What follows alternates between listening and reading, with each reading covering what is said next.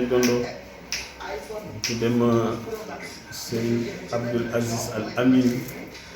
ñëwoon ci suñu mbokk mi Imam Mansour Diouf ni ma comme que yow Alhaji Mbaye Donde mooy sa baay nga ñëw tagg fi Mam Borom Touba ak mag yu baax ni su ko defee soxna si ñu lay ziar bu baax yal na yàlla barkeel njaboot ji sa borom kër yal na ngeen ajji dem ba aljanna di jaay Seydina Muhammad loolu rek lañ doon barkeloo ngeen baal ma assalaamu aleykum wa rahmatullahi taala wa barakaatu. Xaadimu Rasuul tudde boppam man Xaadimu Rasuul waaye maay mbindaanu yonent bi def leen nii waaye ci Xaadimu Rasuul ñu ni Aadama ko teeru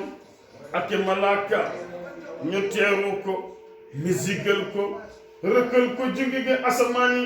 nabi sant leen gërëm leen taraxaay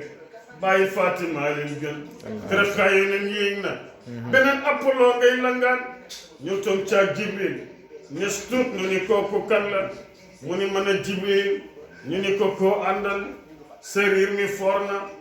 baaja nga asamaan yi mbaa du saaja taxaw mu ni kindi bind saa ci barkeem kooku laa jëli woon kooku mooy Sayyiduna Muhammad Rasulillah ñu ni kacci ubbi Muusa ko teeru ak i malaaka ñu teeru ko soxna si ñu teeru ko misigal ko rëkkal ko jóge nga asamaan yi nabi sant leen gërëm leen tërëx njol makka yaay leen gën ñu ni suñu Maam Borom Tuuba mu ni bu soobay yàlla ku ma sopp man Xaadimu Rasuul bu yomal xiyaame ñi ma sopp ñëpp ci sama poos laa leen di fab dugal leen aljanna waay daf leen nii ci Xaadimu Rasuul ndeysaan ñu ni Seydi Hadji Malick mu ni ñi njëkk a gëm yonent bi xam naa ko ñu ni ko kooku kan la mu ni Aadama ndeysaan sama baay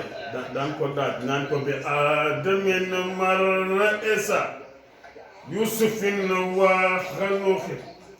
summa xaarona Muusa wal abir rahime ndeysaan Imam Mansour Diouf ne man naa ñëw digal borom kër gi comme taaliba Maam Borom Touba la ndeysaan Seydi Hadji Malick ak Maam Borom Touba dana la ñu ndeysaan mu ni ma ñuy woy ci sëñ ñuy waxtaan ci sëñ Babacar Si mu ni naa leen béggal ci sëñ Babacar Si ndeysaan ma béggal leen ci sëñ Babacar Si Maam Abdoul Aziz ak Maam Abdoul Aziz nee na Sëriñ Babacar Si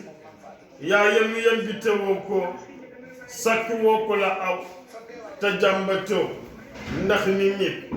billaay si yaa bare ngor ñu ne Maam Alhaaji Abdoul Aziz mu ni bii xëtta doo téwéeral ku roy ci mbay danga raw yomal xiyaamati yi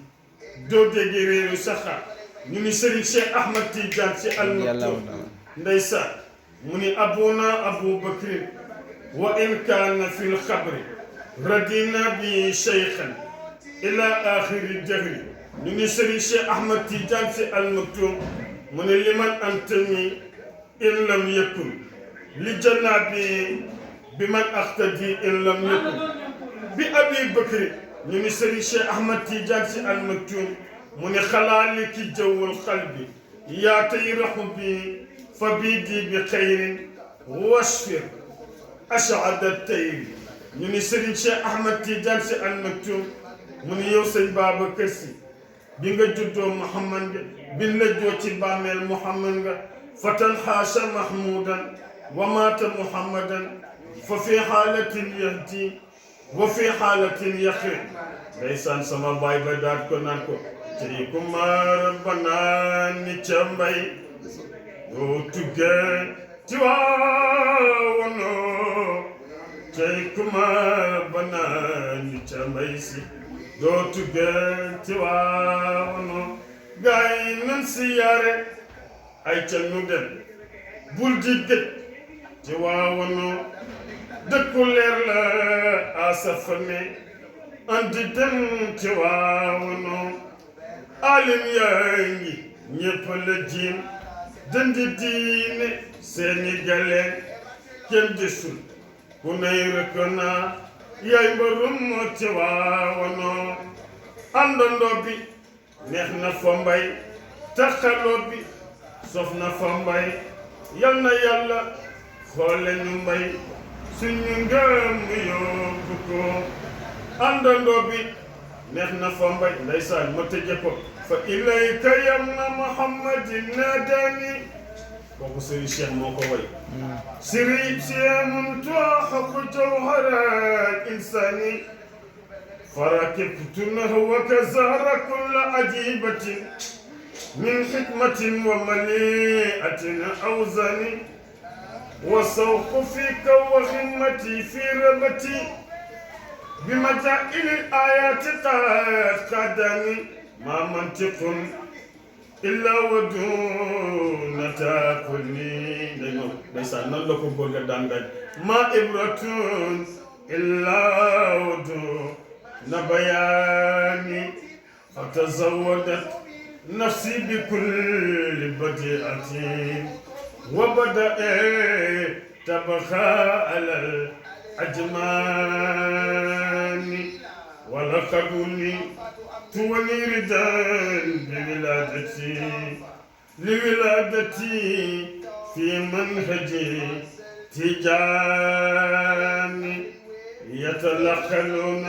صلاتك العظمى التي ما بدها للجنس من قرباني والحوم بين النوافس في الحمار متفرجة تنكفك كالولدان وعليك برد حذاك محمد في الموفقين بي وفي الإعلان يا سيدي يا سيدي يا سيدي جزاك ربك عن بني الأوتان ثم الصلاة على النبي وآله من ربي في ربي الحنان باي بيننا تكن ما قال أحمد الاتجاه مرسدا فإليك يا ابن محمد ناداني ما شاء الله.